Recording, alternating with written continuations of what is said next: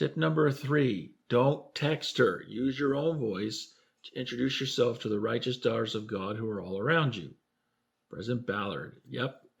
Amen, President. I can't say enough about this. I mean, we got that bombshell statistic from President Ballard from his last conference talk. And, now I'm looking at this. Don't text her, talk to her. We weren't sent to this world to have a virtual existence. We were sent to have an existence in the real world. So exist in the real world. Have your experiences in the real world. Don't just, use all the virtuals. Don't get me wrong. The virtual communications that we have are great, and they're very useful, but don't rely on them. Don't make them your foundation. Make the foundation actually speaking person to person. So that means call them on the phone. Yeah, I know there's a thing you use called a phone. You don't really use it for a phone that much, if at all.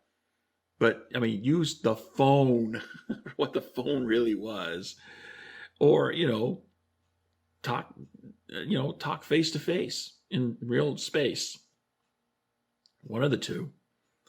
President Ballard is telling me to ask women out in person, but his advice goes both ways. Oh, I like that. We all text, but there's a time and place for texting. Asking someone out or first getting to know them isn't one of them. Don't be afraid to go up to someone from school or church, talk to them, and ask them on a date. I think a lot of the fear and the anxiety that we have around dating would be diminished if we all just understood the difference between the two types of dating. There's casual dating, and then there's exclusive dating. So a first date is by definition casual. And if we just had that distinction clearly understood, it's a casual date, which means it's casual. There's hardly any commitment to it. You're committing to be at a certain time, in a certain place, to spend a certain amount of time with somebody.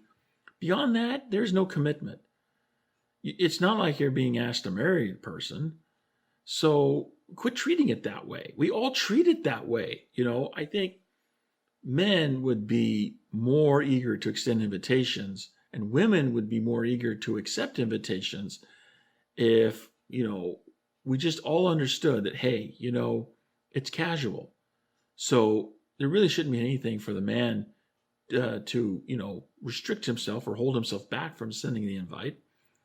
And really the only thing that should incline a woman to say no to an invite for a casual date is a threat to personal safety. So, the guy is not going to respect you because he's a jerk, or he's a stalker, so he's going to make you feel uncomfortable that way, or, he's a criminal, but most Latter-day Saint singles don't fall into those categories. So please, we just got to take a step back and just go out and do the dating thing and have fun with it. It's casual.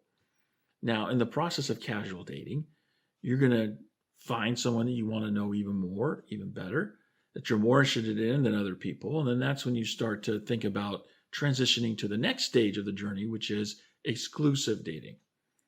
But understand there's a difference between casual dating, that has its own stage in the dating journey, and then the next stage, which is a completely different type of dating, which is exclusive dating. They're related animals, but they're not the same animal. And, I think if we were to make more of those distinctions and have them clearly understood for both men and women, then a lot of the anxiety we have to get the process going would just go away. I really believe that. Let's see here. Tip number 4, be friends first and sweethearts later, not the other way around. I love that. Okay, Elder Hafen was president of that Provost School in Idaho.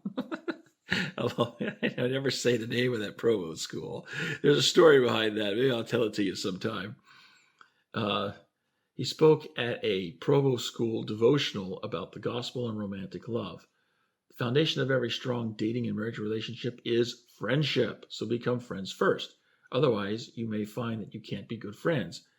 That is why, peeps, when you understand the fundamentals of the dating journey, you understand why friendship is the first stage of the dating journey. Friendship is the first stage of the dating journey.